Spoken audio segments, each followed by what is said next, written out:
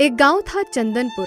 इस गांव में गुंजन अपने दो जुड़वा बच्चे सोनू और मोनू के साथ एक झोपड़ी में रहती थी। गुंजन के पति का देहांत अभी कुछ समय पहले ही हुआ था। एक दिन, माँ, 2 दिन हो गए हमने अनाज का एक दाना नहीं खाया, रोटी खानी है। हाँ माँ, भूख के मारे चूहों ने उधम मचा रखा है, रोटी लाओ ना।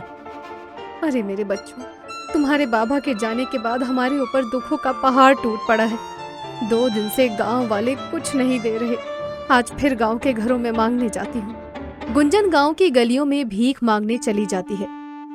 भैया, रोटी दे दो, मेरे बच्चे 2 दिन से भूखे हैं, कोई रोटी दे दो। बासी और ठंडी रोटी भी चलेगी, बस रोटी दे दो, मेरे बच्चे भूखे हैं। तभी पड़ोस की विमला वहां पर आ जाती है। आ गई करमजली फिर रोटी मांगने। अरे तुझे कहा ना इस गली में मत आया कर रोटी मांगने। वो मेरे बच्चे 2 दिन से भूखे हैं, अगर कुछ भी मिल जाए तो चलेगा, बासी रोटी भी चलेगी, दे दीजिए मुझे। विमला घर से एक बासी रोटी लाती है और गुंजन के सामने वहां खड़े एक कुत्ते को डाल देती है। अब एक रोटी बची थी जो इस कुत्ते ने खा ली। अब तेरा नसीब तो इस कुत्ते से भी गया गुजरा है, तो क्या कर सकते हैं। गुंजन अपमान के घूंट पी के रोती हुई आगे रोटी मांगने चली जाती है।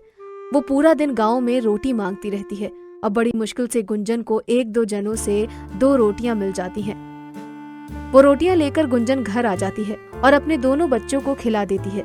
आधे अधूरे पेट से बच्चे बेचारे सो जाते हैं। गुंजन ने अब 1 महीने से कुछ नहीं खाया था। अब वो कमजोर हो गई थी, लेकिन वो फिर भी रोटी मांगने जाया करती थी। रोटी दे दो भैया, मेरे बच्चे भूखे हैं, कोई तो रोटी दे दो, बासी और ठंडी रोटी भी चलेगी, रोटी दे दो भैया, रोटी, बहन रोटी दे दो। रोटी मांगती मांगती वो जमींदार के घर पहुंच जाती है। साहेब, मेरे बच्चे भूखे हैं, रोटी दे। तो मैं क्या करूँ, तेरे बच्चों को पालने का ठेका मैंने थोड़ी लिया है, जा यहाँ से। गुंजन रोटी मांगती है, लेकिन उस दिन उसे गांव में कोई रोटी नहीं देता और अब गुंजन की हालत बहुत खराब हो गई थी। अचानक गुंजन की तबीयत खराब हो जाती है और उसकी मृत्यु हो जाती है। वहां गुंजन के दोनों बच्चे भूख से बिलख कर रो रहे थे। गुंजन की आत्मा को मरने के बाद मोक्ष नहीं मिलता और वो चुड़ैल बन जाती है। चुड़ैल बनकर वो अपने घर जाती है और अपने बच्चों की हालत देखकर और उन्हें भूख प्यास से बेहाल रोता हुआ देखकर वो तय करती है कि अब वो बदला लेकर रहेगी।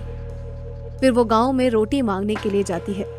रोटी दे दो, मेरे बच्चे भूखे हैं, कोई तो रोटी दे दो, बासी और ठंडी रोटी भी चलेगी, रोटी दे दो।